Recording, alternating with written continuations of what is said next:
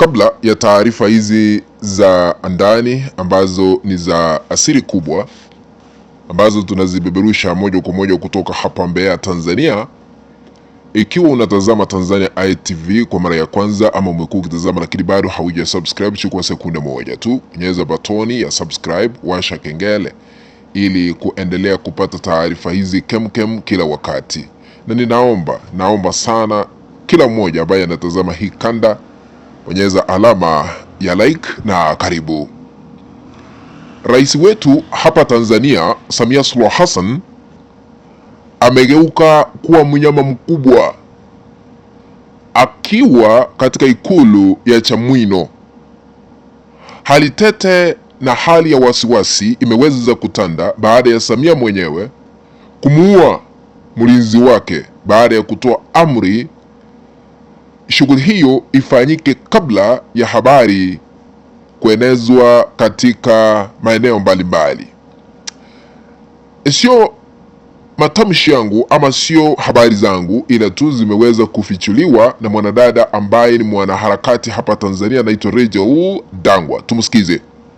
Abdalla Mohamed, mlinzi wa Samia, ameuawa na Samia. Unajua ripoti zimeenda kuchoma lakini Abdul, ripoti za Chanda alikuwepo wakati zinachomwa, akamwambia mshikaji mmoja kwamba jamani bwana, ripoti zimechomwa. Kumwambia huyo mshikaji akatoa taarifa, ndio akapigwa risasi, kauliwa huyo Abdalla. Hajajiua kwa bunduki, Samia ndio kamuua. Samia kwamba kabla hajasambaza kwa watu wengine kuhusu hizo ripoti, ni bora tumpige risasi, yani kafa kwa kupigwa bunduki, ionekane kwamba kajiua. Hapana, Mohamed kauawa na Samia Suluhu Hassan.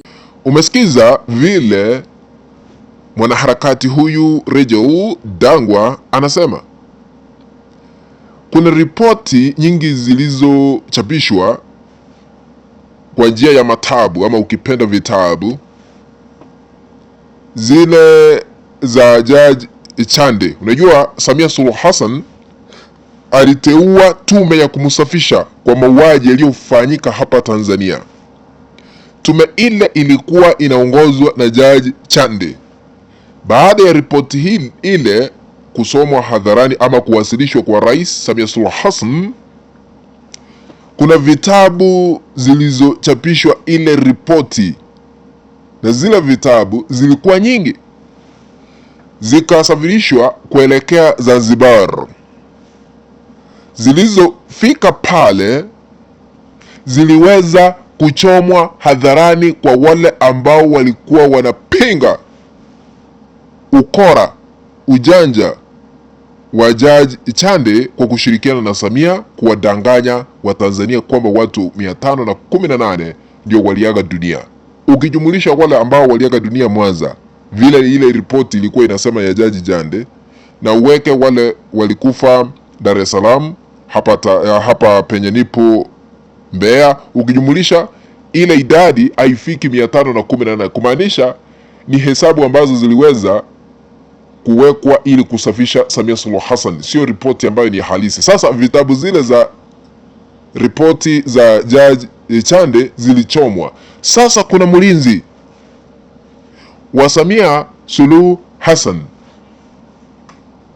aliona vitabu zile za ripoti za Jaji Chande zikichomwa, akaambia Mtanzania mwenzake kwamba ripoti zile zilizochapishwa kwa vitabu zimechomwa.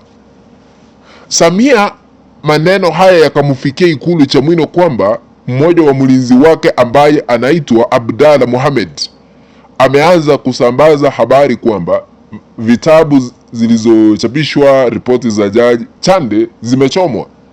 Akakasirika, akageuka akawa mnyama, akatuma kikosi chake rasmi cha mauaji kumtafuta mlinzi huyu wake anaitwa Abdalla Mohamed, kabla aeneze habari hizi kila mahali, apigwe risasi na akauawa.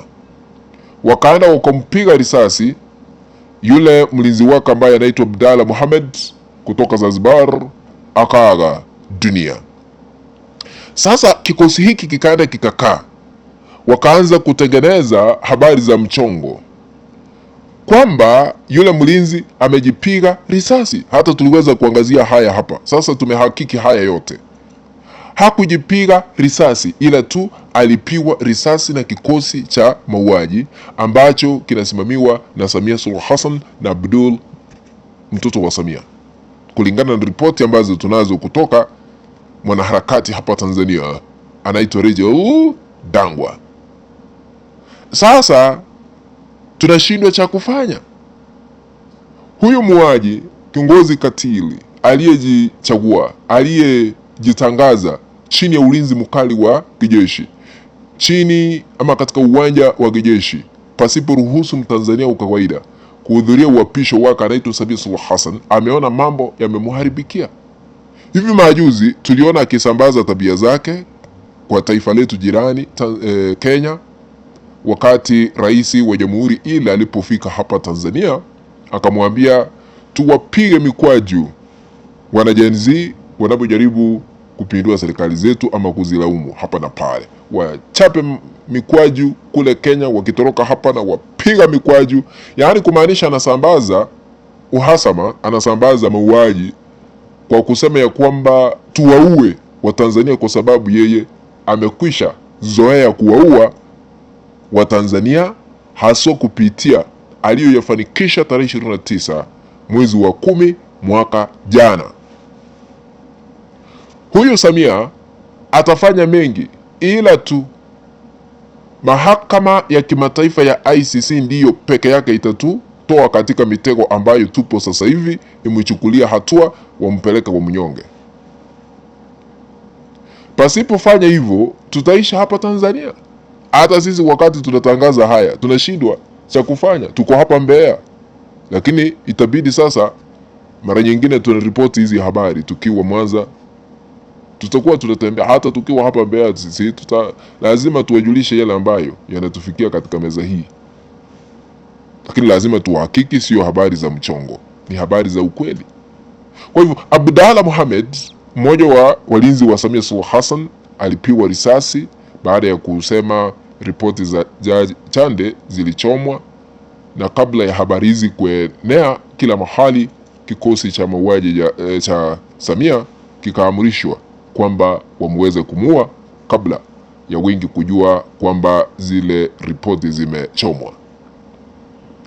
Zile ripoti ama ile ripoti ambayo iliweza kuwasilishwa na Jaji Chande ilikuwa ya kumsafisha Samia Suluhu Hassan, lakini ushahidi uliweza kupatikana kwamba yeye mwenyewe ndiye alitoa amri kwa vyombo vya dola kuwaua Tanzania, na ushahidi huo utaenda kutumika katika mahakama ya kimataifa ya ICC ili kumchukulia hatua kali za kisheria huyu Samia Suluhu Hassan.